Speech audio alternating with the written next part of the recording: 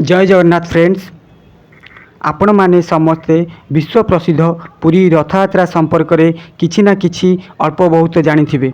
रथयात्रा प्रति वर्ष आषाढ़ मास द्वितीय तिथि रे अनुष्ठित होइथाय।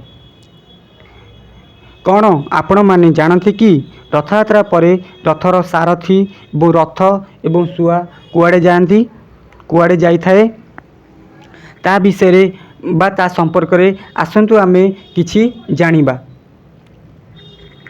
कहीं केते कालरू रथ यात्रा होई आसुची और से कालरू रथ एवं रथर सारथी एवं सुआ से सबू कौटी रोची एवं कुआड़े जाउची आसंतु ता विषय आमे किछि जानिबा।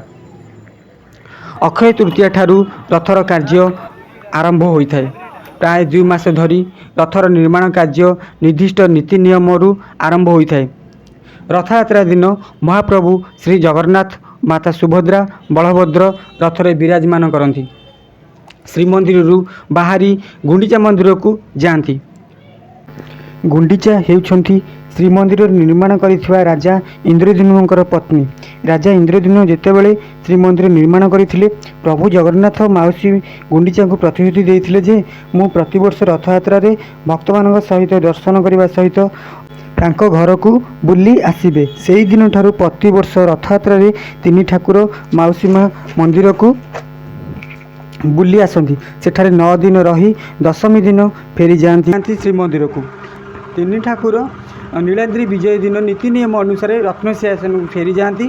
तापरे रथ भंगा कार्य आरंभ हुए। प्रतिवर्ष श्रावण मासरे रथ भंगा कार्य आरंभ होता है। रथ भंगा कार्य श्रीमंदिर भोई सेवक माने यही कार्य करिथांती। प्रथमे देवी सुभद्रांकर रथ भंगा जाए, तापरे बलभद्रंकर रथ भंगा जाए और तापरे प्रभु जगन्नाथंकर रथ भंगा जाए। यही रथ भंगा कार्य 12 दिन लगी था। दधिनौती आरंभ करी रथर चक पर्यंत भंगा जाए। जेपरी रथ निर्माण टाइम रे चकठू आरंभ हो दधिनौती पर्यंत निर्माण होता से भली दधिनौती आरंभ करी चक पर्यंत रथ कार्य भंगा जाए।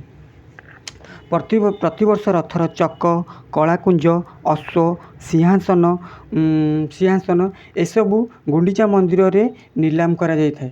भक्त मानक मध्य साधारण भक्त माने भी एथुरु किछि पाई थांती। यह श्रीमंदिर प्रशासनिक तत्व अवधान रे होई थाए।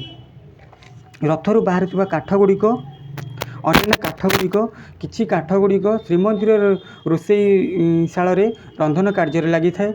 आउ किछि अंश श्री जगन्नाथ बल्लभ मठरे किछि अंश रखाई थाए। श्री जगन्नाथ बल्लभ मठ श्रीमंदिर ठारू 300 ରୁ 500 मीटर दूर मध्य अवस्थित। सेठारे ही रथर काठ किछि देखिया मिली थाए। तापरे रथर कार्य जानीपारे रथ कौन हुए प्रतिवर्ष रथ कुआड़े जाए से सब जानिल। एबे आसिला रथर सारथी आउ रथर सुआ। रथर सारथी और रथर सुआ से सब विषय आम जानिबा। रथर सारथी और रथर सुआ महाप्रभुंकर नवकलेवर बा जोटा 20 वर्ष बा 15 वर्ष 30 वर्ष जोटा पड़ी थाए से समय रे रथ और रथर सुआ आउ रथर सारथी महाप्रभु सहित 3 ठाकुर सहित सेटा समाधि दि जाए। एबे जानीगले रथ और रथर सारथी और सुआ कौ जगार रही था। एबे वीडियोटी भल लगे आपण मैंने वीडियो को लाइक और शेयर कमेंट करेंगे। जय जगन्नाथ।